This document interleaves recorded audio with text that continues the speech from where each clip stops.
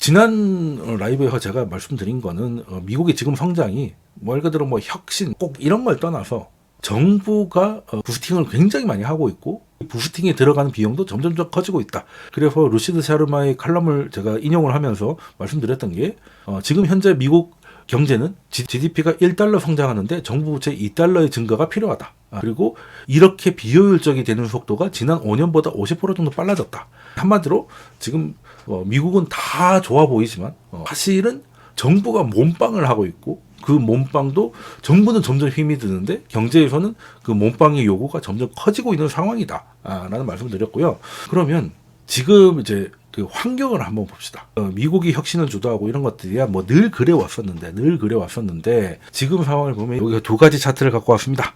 이거 뭐냐면 미국의 화폐 유통 속도예요. 화폐 유통 속도라는 게 말 그대로 중앙은행이 돈을 공급하잖아요. 그게 얼마나 빨리 도느냐.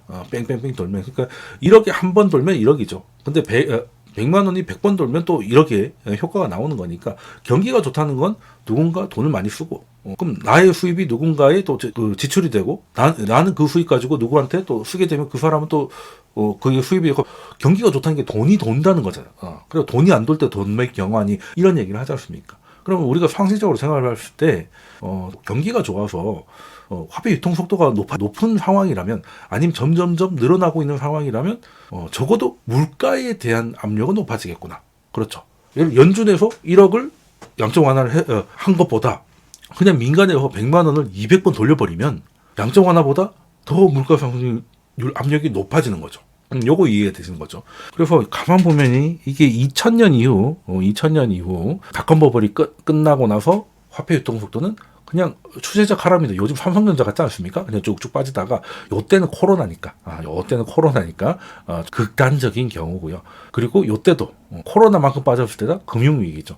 쉽게 말해서 경기가 나쁘니까 돈이 안 돌니까 이렇게 리세션, 경기 침체 구간이 보이는 것인데 지금 보시면 다시 다 돌아왔습니다. 그러니까 적어도 코로나 전 수준까지는 그러니까 이 추세선으로 회복은 한 거지. 다시 돌파를 할런지도 조금 더 지켜봐야 되겠지만 근데 이게 차트였다면 차트 의미한 돌파를 하려고 하는 모습 아니겠습니까? 이거 한번 봐주시고 그리고 이거는 우리가 흔히 유동성이라고 하면 M2를 얘기합니다. M2 증가율이 얼마다. 그래서 특히 우리나라 같은 경우는 굉장히 여기에 예민하거든요. 기억을 해보시면 코로나 때 돈을 엄청나게 찍어가지고 화폐 전년 대비 증가율이 급등을 합니다. 90년대부터 봤는데 유례를 찾아볼 수 없을 정도로 화폐 공급이 늘었죠. 코로나 이후에도 계속 늘다가 우리가 1년 1월에 한번 하이라이트를 찍고 잠깐 빠졌다가 그해 고점이 21년 7월이었죠. 그 7월 이후로 코스피가 먼저 하락을 합니다. 지금하고 비슷하게. 그때도 7월부터 꺾였는데 올해도 그렇네요. 그때 꺾였던 게 단서가 뭐였냐면 유동성이 증가율이 이렇게 가다가 꺾였을 때 우리나라가 제일 먼저 반응을 했습니다. 제일 먼저 반응했는데 나스닥 같은 경우는 그해 말까지 쭉 간 다음에 22년 돼서야 그때 빠지죠.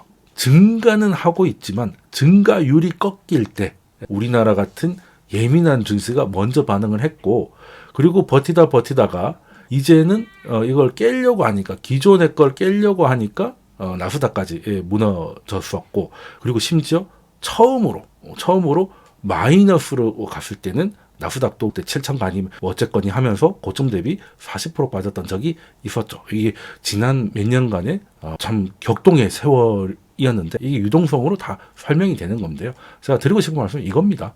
올해 4월부터 M2 증가율이 다시 기준선 위로 올라왔습니다. 이거는 무슨 얘기냐면 지금까지는 금융위기 이후로는 돈을 많이 찍어도 크게 물가가 오를 수 있는 환경은 아니었다는 거죠. 왜? 공급은 거의 도찐객진이죠. M2 증가율은 2000년 초반부터 해가지고 늘 박스권이지 않습니까? 유통속도는 떨어지고 있으니까 돈을 찍지 않으면 오히려 디플레가 더 강화되는 그런 국면이었다는 거예요. 지금은 어떻게 분위기가 예전 이렇게까지는 안 되겠지만 뭔가 어느 정도까지는 돌아오려는 듯한 느낌이 있고 그리고 증가율도 원래대로 돌아오고 있지 않습니까? 그럼 이런 상황에서는 돈을 찍으면 금리를 인하하고 이렇게 하면 예전보다 물가를 자극하는 효과가 더 있을 수 있는 거죠. 이게 말하는 게 뭐냐면 연준도 금리 인하를 예전처럼 하기가 좀 부담스러워지는 상황이 생길 수가 있다.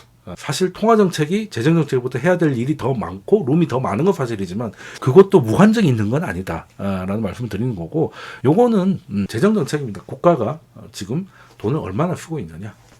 미국이 이제 올해 이제 기준으로 보면 23년에 비해서 GDP 대비 지출인 게 11, 정부 지출이 7조 달러 정도 되는 거죠. 사실은 요때는 코로나니까 코로나가 특이했다고 치고 사실 더 늘어 이게 재정도 가기 힘든 상황, 통화 정책도 카드가 많이 남아 있는 상황은 현재 아니다. 현재 아니다. 그렇다면 지금 2년 동안 22년부터 여기까지 나스닥이 20% 오를 때, 20% 오를 때 이 유동성 효과가 있었는데 이제는 그게 좀 부담스러운 상황이 올 수 있고, 그리고 국채 금리가 왜 이렇게 올라가느냐? 정부 지출이 계속 늘어날 수밖에 없는 상황인데 뭐 여기서 할 수 있는 게 뭐가 있겠어요? 역시 채권 발행이죠. 현재는 그래서 지난 2년보다는 게임으로 치면 HP가 많이 줄어있는 그런 상태인 것만은 논란의 여지가 없겠다. 그럼에도 불구하고 계속 좋아질 거라고 생각하는 게 미국 예외주의인데 그 예외가 언제까지 갈 수 있는지 한번 좀 봐야 된다는 거고요. 그리고 지금 이 그래프가 뭐냐면, 자, 2010년부터 미국으로 들어오는 사람들의 그래프인데 코로나 때 당연히 줄어들었다가 다시 개선할 때마다 빠르게 늘고 있어요. 그러니까 이 말은 뭐냐면 예전보다 미국에 들어오는 노동력과 사람들의 수가 현저하게 많다는 거죠. 그러면 그 코로나 이후로 미국의 강한 경제는 재정 투입이 굉장히 많이 됐고, 그리고 유동성도 빠졌다가 다시금 증가하는 그런 상황이었는데 인적 자원까지 이렇게 많이 들어왔다는 겁니다. 그런데 사람만 들어온 게 아니라 돈도 들어왔습니다. 지금 미국에 들어와 있는 해외 자본들인데 여기에는 이제 한국의 화학회미도 포함되어 있겠죠. 역대급입니다. 역대급입니다. 지금 이제 50%가 여기인데 여기를 넘어가고 있어요. 그러면 지금까지는 우리가 몰랐던 새로운 동력이 나타나지 않으면 이걸 유지하는 거에 상당한 부담이 생길 수 있겠다. 외국인들이 언제까지 이걸 밀어 올릴 수 있을까? 그리고 현재 트럼프 정책 하에서 이런 인적 자원이 계속 미국에 유입될 수 있을까? 그리고 정부 지출을 이렇게 계속할 수 있을까? 그리고 이런 것들을 무시하고 금리 인하를 무조건 강하게 갈 수 있을까? 이런 물음표들이 여기저기 발생을 하고 있다는 거예요. 지금은 조금 경계를 해야 되는 그런 상황이 된 것 같고요. 이번에 이제 월스트리트 저널에 이제 칼럼을 하나 갖고 왔는데 9월 달에 빅 컷을 했잖아요. BP를 낮춘 건데 연준의 명분은 고용의 둔화를 가지고 얘기를 한 건데 이거 사실 그러고 나서 고용은 다시 좋아졌습니다. 이거는 엄밀히 말하면 연준은 정치적으로 보면 좌준이에요. 그러니까 민주당 편입니다. 적어도 지금 연준은 확실히 민주당 편이에요. 재밌는 거죠. 트럼프가 뽑았는데 그 어느 때보다 민주당 친화적인 연준의 모습을 보고 있다는 건 참 아이러니긴 한데, 어찌됐든 이번 9월 달에 있었던 그 금리 인하가 역으로 지금 물가를 오히려 자극하고 있다. 그때 50bp를 그래 깜짝 인하를 할 필요가 없었는데 사실은 선거를 좀 도와주고자 하는 마음에 고용을 꺼내서 한 거 아니냐라는 생각들이 나오고 있는데, 그걸 이제 우회적으로 말한 칼럼이 있어서 가져와 왔거든요. 그럼 이게 무슨 말이냐? 선거 전에는 좀 인하 쪽으로 세게 갔다가 취임하고 나서는 사실 민주당 쪽이라면 인하 속도를 트럼프가 원하는 만큼 해줄 수 있을지는 잘 모르겠어요. 그러니까 요게 이제 관건인 거지. 요게 관건. 물론 지금 전면전 되고 있진 않아요. 후임을 미리 지정을 해가지고 뭐 힘을 뺀다, 뭐 이런 것도 얘기가 나왔는데 아직 그 정도까지는 안 가고 있는데, 그래도 뭔가 마찰이 생길 수밖에 없는 상황이긴 합니다. 연준이 선거를 좀 도와주려는 그런 뭐 자신도 모르는 의도가 있었다 하더라도, 그러니까 그게 진짜 의도를 했는지 아니면 자신도 모르는 뭐 그런 게 있었는지는 모르겠습니다만 약간 그런 쪽으로 결정을 했잖아요. 근데 그 스탠스가 그대로 간다면 내년부터는 갑자기 또 물가에 대해서 좀 깐깐해질 가능성이 있다는 겁니다. 저는 일단 파월은 방향을 바꿨기 때문에 웬만하면 인하 쪽으로 지금 2회 이상 갈 거다라는 생각은 변함이 없는데, 낮출 때 낮추더라도 뭐라고 해야 되나, 결국은 낮춰줄 걸 되게 좀 시끌시끌하게 낮춰준다든지, 아니면 낮추더라도 지금 트럼프의 이러이러함이 뭐 물가를 자극하고 있다, 뭐 이런 식으로 그냥 곱게는 안 내려주는 그런 상황이 올 가능성이 좀 있어요. 파월과 트럼프의 2차전이 좀 생각이 될 수 있는데 물가에 대한 것도 선거 전까지는 그냥 공화당 지지자가 됐든 뭐 이게 비당파가 됐든 물가는 좀 내려갈 것이다. 이게 향후 기대 인플레거든요. 향후 1년 동안. 1년이면 이제 당장의 인플레이션 얘기하는 건데 선거가 딱 끝나고 나서 공화당은 인플레이션이 빨리 완화될 거라고 더 빨리 내려오고 얼추 레벨만 달랐지 방향이 같았던 민주당 지지자들은 트럼프 때문에 물가가 오를 것 같아. 이런 식으로 지금 바뀌고 있어요. 이거 사실 뭐 우리도 마찬가지인데 미국도 마찬가지라는 거죠. 사실은 또 보이지 않는 게 있어요. 한동안 얘기 많이 나오다가 요즘 좀 말이 안 나오는 게 있습니다. 역레포. 21년 한 4월부터 역레포 금리를 조금씩 올려주면서 연준은 이제 금리가 이제 범위가 있잖아요. 상단, 하단이 있는데 하단부터 조금 5bp 정도, 0.05% 정도 이자를 조금씩 높여주면서 그렇게 하면 어떻게 돼? 0.05라도 높은 거니까 돈들이 들어올 거 아니겠습니까?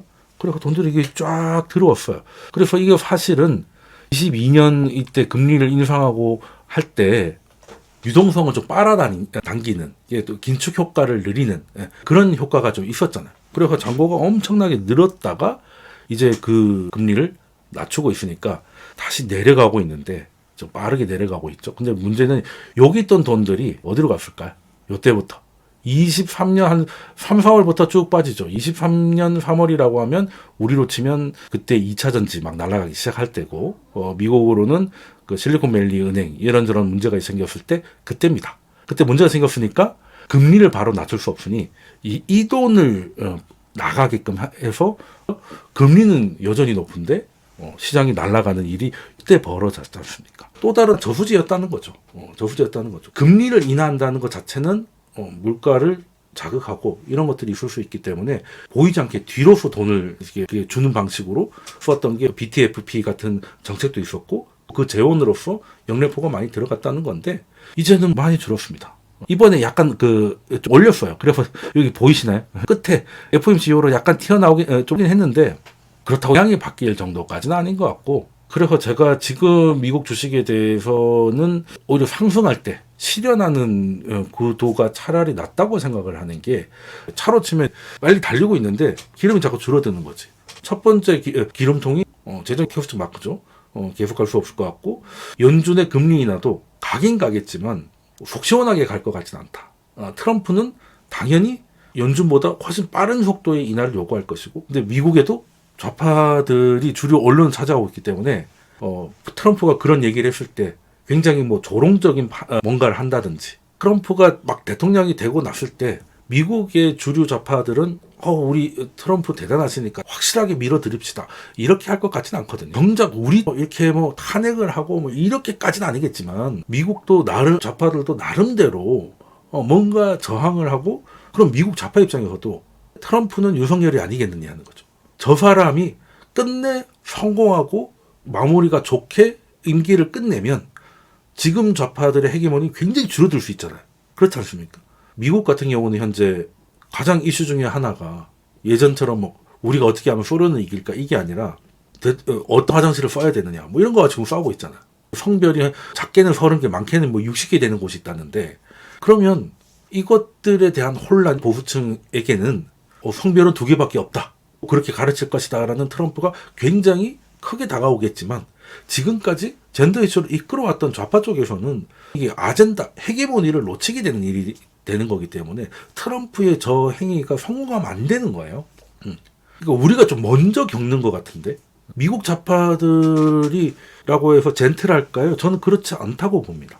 지금 당장이야 아직 취임도 안 했으니까 그냥 하모니를 즐길 수도 있겠지만 실제 뭔가를 시작하고 그게 자신들의 헤게모니와 이런 것들을 그 이념을 해친다고 생각했을 때는 우리나라 민주당만큼의 저항이 있을 수 있다고 봐요.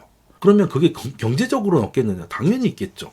그러면 트럼프가 하고 싶어 하는 거는 지금 트럼프의 정책은 엄밀히 말하면 사람 쫓아내고 물건에 관세 매기고 그런 거기 때문에 어떻게 보면 경제가 잘 되기보다는 내려갈 수 있는 그런 위험이 더 단기적으로는 올랐다가 결과적으로는 하강할 수 있는 그런 정책들을 많이 시도를 하고 있기 때문에 이걸 가지고 얼마든지 우리처럼 이렇게 저열하게 하진 않아도 겉보기에는 그럴싸하게 비판하고 저항하고 할 수 있단 말이에요. 그러면 연준은 그렇다고 대놓고 우리가 트럼프를 도와줄 수 없어 이렇게 얘기는 못 하길 테니까 연준 주변부터 해서 뭘 하겠습니까? 관세에 대한 안 좋았던 데이터들 뭐 이런 것들을 계속 보고서를 발간하고 언론들은 말하기 좋은 게 뭐예요? 트럼프야, 중앙은행은 독립성이 가장 중요해. 왜 자꾸 중앙은행에다가 이래라 저래라 하니 중앙은행이 정치적으로 종속됐을 때 우리의 경제가 얼마나 위험할 수 있다는 사례가 이러이러한데 블라블라 할 거 아니겠습니까? 미국도 만만치 않아요. 특히 미국 학계들 만만치 않거든요. 그런 분들이 과연 트럼프가 하는 거를 다 그냥 오냐 저는 그렇지 않다고 봐요. 연준에 대해서도 독립성이라는 명분 하에 트럼프의 요구를 어떻게든 듣지 않게끔 하려는 노력도 분명히 있을 거라고 봅니다.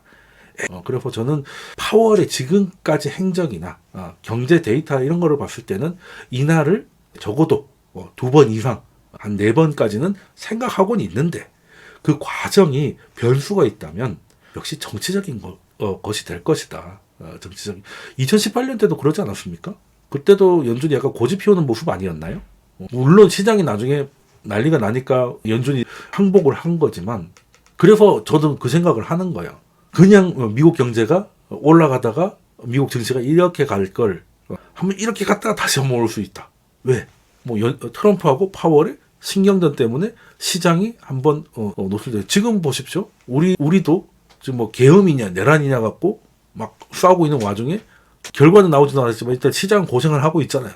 미국이라고 그런 게 없겠어? 전 미국도 있을 것 같은데. 그리고 먼 미래도 아니고 2018년에 이미 같은 사람들이 그 2명이 있었어. 그 2명이 있었어요. 근데 이번에는 그때 그렇게 싸우더니 이제는 아이고 그때 미안했어 좋게만 갈. 그러기에는 세상을 너무 좋게만 보는 거 아닌가.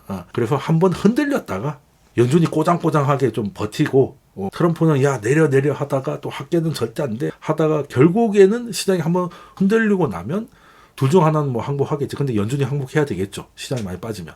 그럼 이제 올라올 것인데 근데 이거를 또 트럼프의 승리로만 가져갈 순 없게 해야 되는 그런 좌파들의 머리 싸움을 무시하지 말자. 이런 얘기를 좀 우리 지금면서 한번 해봤습니다.